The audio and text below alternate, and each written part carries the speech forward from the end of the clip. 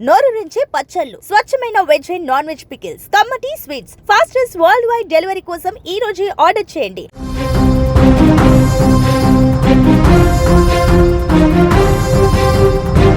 వేట్లపాలెంలో CM Chandrababu ఉన్నారు. ఘటనా స్థలాన్ని సీఎం పరిశీలిస్తూ ఉన్నారు. సహాయక చర్యలపై ఆరా తీస్తూ ఉన్నారు. ఆయన ప్రమాద తీవ్రతను చూసి ఆయన ఒక్కసారిగా కూడా షాక్ కి గురయ్యారు. బాధితులకు అండగా ఉంటామని హామీ ఇచ్చారు సీఎం. ముఖ్యమంత్రి నారా చంద్రబాబు నాయుడు కాకినాడ జిల్లా వేట్లపాలెనికి వెళ్లడం జరిగింది. బాణాసంచా పేలుడు జరిగిన ప్రాంతాన్ని ఆయన స్వయంగా పరిశీలించారు. చుట్టూ చెల్లాచెదరగపడి ఉన్న శిథిలాలు, కాలిపోయిన ఆనవాళ్లను చూసి సీఎం తీవ్ర దిగ్భ్రాంతిని వ్యక్తం చేశారు. ఏపీ చరిత్రలోనే ఇంతటి ఘోర ప్రమాదం జరగడం దురదృష్టకరమని ఆయన ఆవేదన వ్యక్తం చేశారు.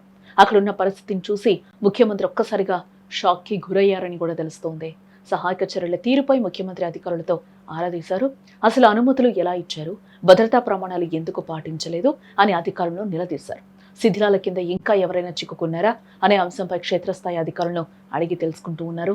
ఎక్కడా జాప్యం జరగకూడదని, ప్రతి నిమిషం విలువైందని, సహాయక చర్యలను వేగవంతం చేయాలని అధికారులను సీఎం చంద్రబాబు ఆదేశించడం జరిగింది. పేలుడులో తీవ్రంగా గాయపడి ఆసుపత్రిలో చికిత్స పొందుతున్న వారి పరిస్థితిపై సీఎం చంద్రబాబు ప్రత్యేక దృష్టి సారించారని చెప్పుకోవచ్చు. వారికి అందిస్తున్న వైద్య సేవలను కూడా అధికారులను అడిగి తెలుసుకున్నారు. బాధితులకు ప్రభుత్వం అండగా ఉంటుందని కూడా హామీ ఇచ్చారు. ఇదే నేపథ్యంలో ఆయన ఎవరైతే ట్రీట్మెంట్ తీసుకుంటూ ఉన్నారో వాళ్ళని కూడా పరామర్శించే అవకాశం అయితే చంద్రబాబు కనిపిస్తోంది. మరికొద్దిసేపట్లో అక్కడికి చేరుకునే అవకాశం ఉంది. ఈ ఘటనపై సమగ్ర విచారణ జరిపి నివేదిక సమర్పించాలని అధికారులను కూడా ఈ సందర్భంగా సీఎం ఆదేశించారు. ఈరోజు జరిగిన ఇన్సిడెంట్ చూస్తే చాలా బాధాకరం అని మనం చెప్పుకోవచ్చు. దాదాపుగా అక్కడ 30 నుంచి 40 మంది ఈ బాణాసంచా పేలుడు కర్మాగారంలో అయితే పనిచేస్తూ ఉన్నారు. అక్కడే ఈ పేలుడు సంభవించింది. దాదాపు అక్కడ మహిళలే ఉన్నట్లుగా కూడా తెలుస్తూ ఉంది. కొంతమంది పేర్లు కూడా ఇప్పటివరకే 21 మంది మృతి చెందినట్లుగా కూడా అధికారికంగా ధృవీకరించారు అధికారులు.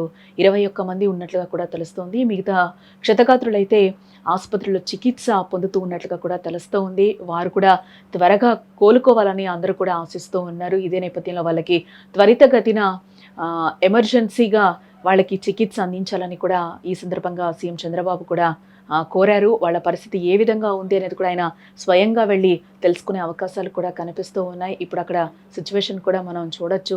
కొద్దిగా ఎంతో కొంత అయితే కంట్రోల్లోకి వచ్చినట్లుగా కూడా తెలుస్తుంది. మరికొద్ది సేపట్లో కూడా డిప్యూటీ సీఎం కూడా వెళ్ళే అవకాశాలు కనిపిస్తున్నాయి. అలాగే నారా లోకేష్ కూడా ఈ దుర్ఘటనకి సంబంధించి కూడా ఆయన తీవ్ర దిగ్భ్రాంతిని అయితే వ్యక్తం చేశారు. అక్కడైతే దుర్ఘటన జరిగిన ప్రాంతంలో అయితే బాధితుల ఆర్తనాదాలు అయితే ఒక్కసారిగా మిన్నంటాయని కూడా చెప్పుకోవచ్చు. చెల్లెక్కడుందో తల్లెక్కడుందో తెలియక కూడా అక్కడ పడుతున్న బాధలు అయితే వర్ణనాతీతం అని చెప్పుకోవచ్చు. ఇవన్నీ కూడా చెప్పే విధంగా అక్కడ సిచ్యువేషన్స్ లేవని కూడా చెప్పుకోవచ్చు. పొట్టకూటి కోసం వెళ్ళి ఈరోజు అక్కడ వాళ్ళు సమాధైన పరిస్థితి కనిపిస్తూ ఉంది. ఒక్కసారిగా అగ్నికి ఆహుతైపోయిన పరిస్థితి కనిపిస్తూ ఉంది. ఇవి ఎప్పుడు కూడా జరుగుతూ ఉంటాయి ఇలాంటి ప్రమాదాలు. అక్కడ ఎటువంటి ప్రికాషన్స్ తీసుకున్నారు ఈ బాణాసంచా కర్మాగారంలో అనేది కూడా తెలియాల్సి ఉంది. దీనికి సంబంధించి కూడా సమగ్ర విచారణ జరపాలి అని కూడా అధికారులను అయితే ఇప్పటికే సీఎం ఆదేశించినట్లుగా కూడా తెలుస్తూ ఉంది.